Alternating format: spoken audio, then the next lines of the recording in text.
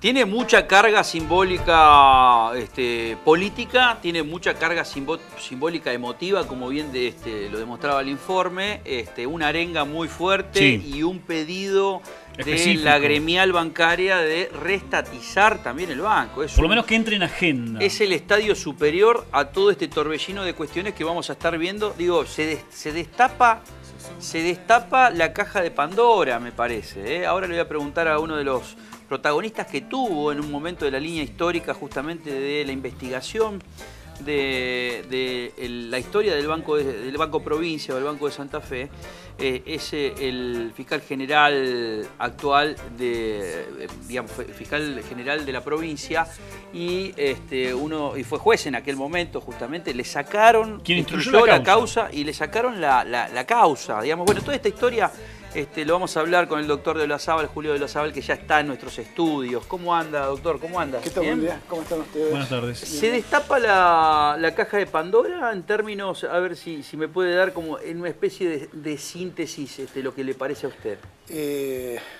Yo creo que se hace como una reparación histórica, que ojalá tenga futuro, porque también sería interesante la proyección esa de recuperar un banco de la provincia que apoye las políticas de la provincia. Y además de la reparación histórica, es una forma de hacer justicia, porque la justicia, la que administramos, ustedes saben que yo fui muchísimos años juez, esa es la justicia formal. Pero hay otras formas de justicia. También hay justicia social, también la sociedad hace justicia, y a veces las condenas que impone la sociedad pueden ser hasta más duras. Eso mismo dijo el gobernador ayer. Condenas sociales. Las condenas sociales. Que queden claros quién fue el que cometió hechos ilícitos, quién fue el que llevó al banco a esta situación. A mí me parece un acto verdaderamente de justicia. Porque ayer, justamente, esta línea de historia que acabo de mencionar va desde el 79 al 91, que es el informe Noguera, pero después va el periodo posterior que habla justamente del proceso de privatización, de cómo llega a las manos de los empresarios ROM, los hermanos ROM.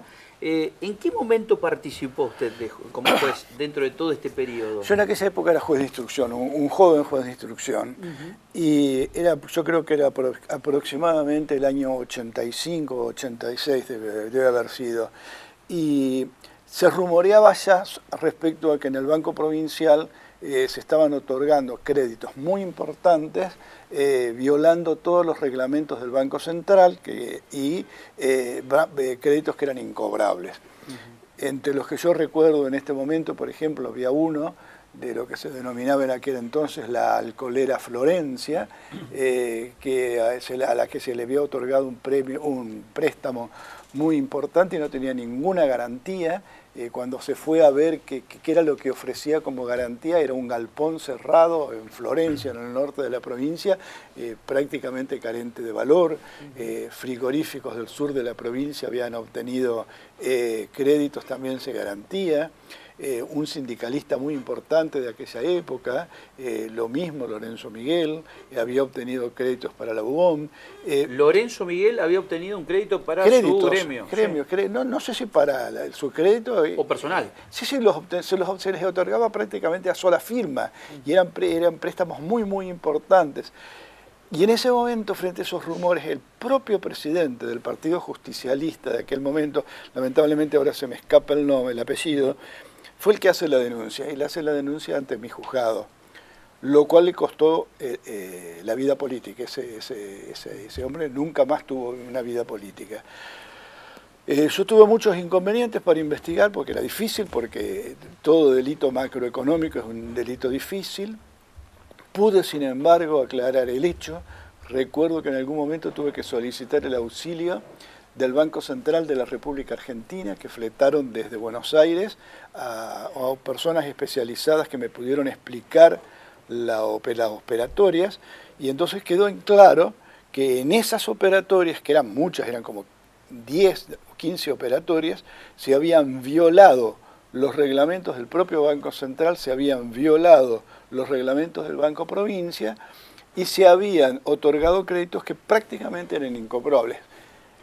En aquel momento eran prácticamente incobrables, luego fueron incobrables y fueron muchos de los créditos que terminaron provocando la quiebra del banco, la misma quiebra del Banco Provincial. O sea que usted piensa que todo ese proceso de otorgar créditos sin posibilidad de cobro fue una parte fundamental de lo que se conoce como vaciamiento del banco. Sí, fue el principio.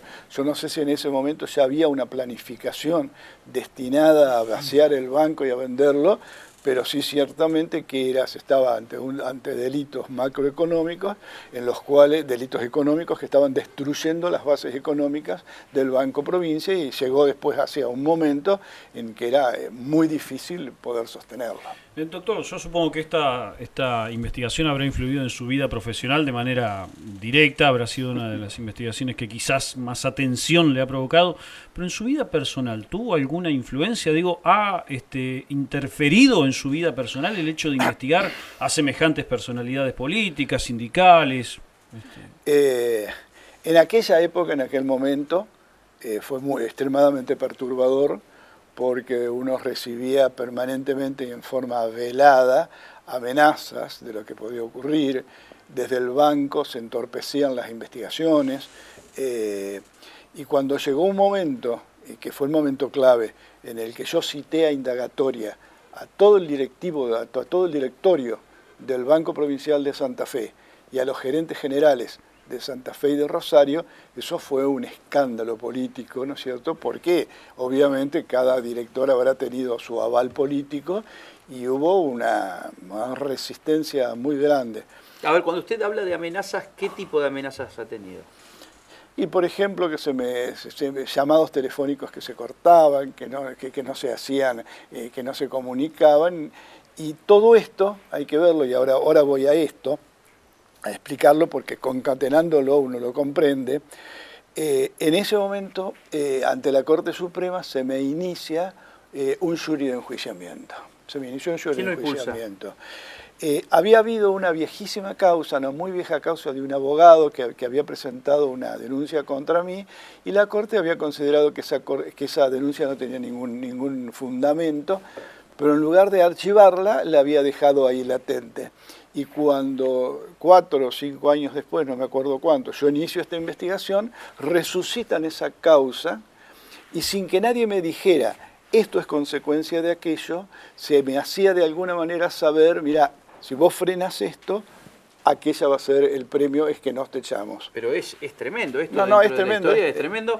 ¿Quiénes eran los miembros de aquel momento de la Corte Suprema de Justicia de la provincia? Porque cambió mucho la Corte Suprema desde el año, usted me dice, aproximadamente el 90. En el 86 tiene que haber sido. Mira, yo no tengo la memoria, salvo la memoria del único ministro de la Corte de aquella época, nada que ver con la Corte actual, por supuesto, que tuvo un enorme coraje y al que le costó mucho, y este es el dato que yo quiero referenciar para comentar el porqué de las amenazas, que fue el doctor Jorge Barraguirre, el padre del actual procurador de la Corte. Quien tuvo una bomba en su domicilio. Tuvo una bomba, le colocaron una bomba y le destruyeron la casa. ¿Por qué? Porque cuando se estaba debatiendo acerca de si a mí me echaban o no me echaban, él había votado en contra y había dicho no hay ningún elemento para echarlo a Olazábal. Y eso le costó una bomba a él, le costó una bomba. Y, o sea, por eso uno entendía ciertas cosas veladas como amenazas. ¿Cuánto tuvo? Tuve la posibilidad la semana pasada de entrevistarlo al ex gobernador de la provincia de Santa Fe, Víctor Félix Reviglio, donde me dio la impresión que Reviglio, entre otras cosas, dijo, nosotros no vaciamos el banco y tiró la pelota para adelante, ¿no? Que es el segundo periodo, que es la cuestión de la privatización del banco. Pero me quiero concentrar en esa etapa de los 80 y casi el 91. Es imposible pensar que el poder político de turno, estamos hablando porque había funcionarios del gabinete de Reviglio que fueron parte de aquella época del directorio del Banco de Santa Fe. Es imposible pensar que, porque Reviglio dice que él no tenía potestad sobre el banco. Sí, eso es verdad. Eso a ver, por lo menos tendríamos que revisar los reglamentos, pero en lo que yo tuve intervención, que era en el control de esos préstamos, quien decidía con toda autonomía era el directorio del Banco Provincial. Es como un crédito, como si cualquiera de nosotros va a pedir un crédito. Primero tiene un dictamen de la gerencia general, si eran créditos importantes, y luego el directorio. Eso fue lo que yo pude comprobar, era el propio directorio. Por eso fue que hace unos instantes yo dije, yo no sé si eso era ya una forma de preparar la situación para provocar el quebranto. O sea, a usted no le consta que esto haya sido un proceso sistemático para vaciar el banco, no lo puedo decir, pero sí tiene todo el olor a vaciamiento. Sí puedo, es decir, sí puedo decir que objetivamente contribuyó a la situación que muchos años después fue determinante de la quiebra, del vaciamiento y quiebra del Banco Provincial de Santa Fe. Vamos al segundo periodo. Usted habló también de la reparación histórica y de una condena social. Hubo mucha simbología política, como lo decía, en el lanzamiento de ayer, en la presentación en el Salón Blanco de Casa de Gobierno, con Lifchitz a la cabeza. Algunos dirigentes diciéndole, gobernador, usted ahora tiene que elevar la vara y tiene que reestatizar el banco. Bueno, un proceso que va a generar mucho debate y lobby, mucho lobby, ¿no? ¿Cuál fue, piensa usted, que la actuación de la política, conociendo lo que usted puede conocer, no necesariamente la causa en sí misma, pero en el periodo que vino, después hasta a la llegada del banco en manos de los ROM, ¿hubo un proceso de privatización ahí sí sistemático? A ver, yo tengo que responder dos cosas. Yo creo que sí que hubo algo sistemático, analizando lo siguiente. Eso no ocurrió únicamente en la provincia de Santa Fe, sino que prácticamente ocurrió en todos los bancos provinciales, casi todos los bancos provinciales de la República Argentina, lo cual evidencia que estaba siendo aprovechada una situación, en aquel momento era el auge de las privatizaciones, eso por un lado. Ahora, por el otro, a mí ya no me consta qué es lo que ocurrió, porque ¿cómo terminó mi intervención? Terminó mi intervención cuando la Corte Suprema de Justicia de aquella época me quita la causa, la envía a Rosario y en una semana un juez de Rosario lo sobresee a todas las personas que estaban siendo por indagar. Eso es más escandaloso que todo lo anterior. Es lo más escandaloso. Ese juez después fue echado de la justicia, ese juez, pero intervinieron... ¿Quién es el juez? Si puede recordarlo. No lo recuerdo. Bien. Lo que pasa es que, viste, cuando uno la mente bloquea ciertos recuerdos, fue muy perturbador en su momento para mí mismo, ¿no es cierto? Modificó mi vida, pero entonces debo haber hecho como un bloqueo, pero sí recuerdo que terminó. Y entonces yo así, como que dejé de seguir la trayectoria de lo que estaba ocurriendo, salvo lo que cualquier ciudadano común podía tener presente. ¿Qué pesa más hoy, a 30 años de esto? ¿Qué pesa más? ¿La simbología política en esta reparación? ¿La simbología política o una herramienta judicial? Porque hay muchos que dicen, esto pasa al fuero ordinario, a los tribunales ordinarios, porque ahora está en el fuero federal. Pasa al fuero ordinario y es inevitable la prescripción. Realmente las dos desconociendo los pormenores de la causa y dado los tantos años que ha pasado, más de 30 años, han pasado 30 años aproximadamente, del momento en el que yo tuve intervención en los hechos, resulta difícil concebir que todavía puede estar vigente, que tenga vitalidad la causa. De hecho, el pronunciamiento de la Cámara Federal que ordenó reabrir la causa es a los solos efectos de determinar si hay algún imputado que haya sido funcionario permanentemente desde aquella época hasta la actualidad, porque si lo hubiera sido, eso podría haber interrumpido la prescripción. A ver, ¿cómo sería eso? Porque, ¿cuál es el espíritu de esa? La ley, el Código Penal establece tiempos para la prescripción, lo cual es muy sensato. Cada delito tiene un determinado tiempo de prescripción, pero al mismo tiempo el Código establece que si durante ese tiempo alguno de los imputados ha sido funcionario, durante todo el tiempo que fue funcionario no ha corrido la prescripción porque existe el temor no lo dice la ley, pero lo dice el sentido de la ley, existe el temor de que se haya valido de su condición de funcionario para decir frenemos la investigación. Entonces, sabiamente el Código dice... Hay funcionarios que arrancaron en 1990 aproximadamente y terminaron en el 2002 en el residual del banco. Eso es lo que va a tener que investigarse ahora. O sea, desde el 2002, por ejemplo, si hay un funcionario que haya estado... hasta el 2002, todos esos ¿puede años, seguir siendo investigado? Podría llegar a ser, habría que descontarle todos esos años y ver si en ese momento, si entonces ha quedado o no vigente. Eso es lo que ahora le va a corresponder hacer. Ahora, esto es dudoso, yo no sé si se va a poder investigar, pero a mí lo que me parece es que esto tiene una simbología y un contenido político extraordinariamente importante. Es decir, en la Argentina hemos tenido que pronunciarnos sobre hechos del pasado tremendamente dolorosos, ¿no es cierto? Que han costado vida, etcétera.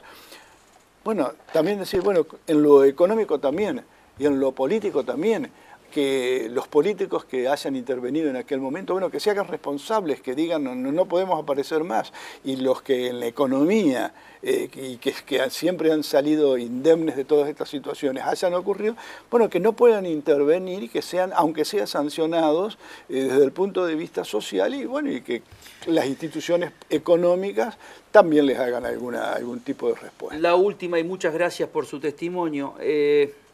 La cuestión aquí pasa por cómo nosotros, como periodistas, que somos el vehículo hacia la sociedad, podemos informar.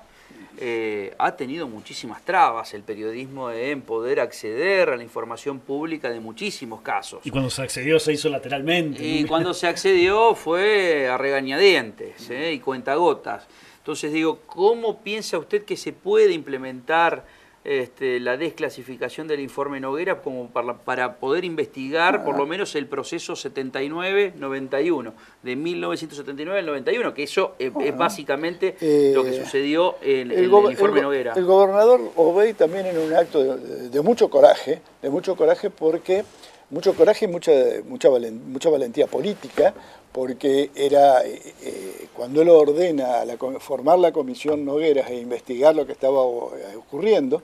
De paso, comento, en la investigación de la comisión Nogueras está todo el relato de la investigación que yo había llevado adelante, es uno de los elementos.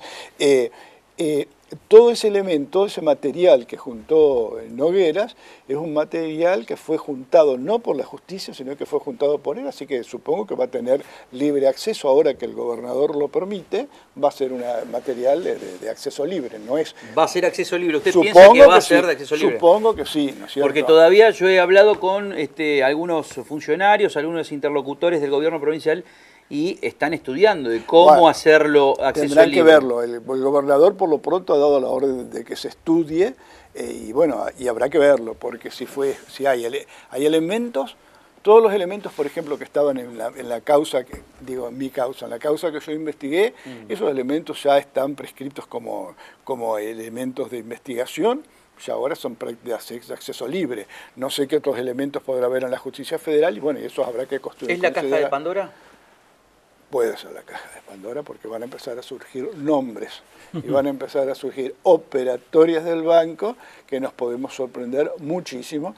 ¿Por qué? Porque hay personas y operatorias económicas que desde aquella época a la actualidad siguen trabajando. Muchas gracias. No, por favor. Gracias. El doctor Julio de Olazábal, clarísimo. Clarísimo. Clarísimo. Es una pieza... digamos, de testimonio como para poder tener en cuenta dentro de este capítulo que yo creo que vamos a ir pensándolo en capítulos, ¿no? El periodismo de investigación de Santa Fe tiene una herramienta una década y media como mínimo de arranque. Poder leer y leer, ¿no? Digo, me viene a la cabeza mi amigo Héctor Galeano, que está en el otro programa de esta productora. Pero también no solo el periodismo, el estudiante de comunicación social me parece que tiene aquí una pieza fundamental como para decir, bueno, esto es digno de ser estudiado.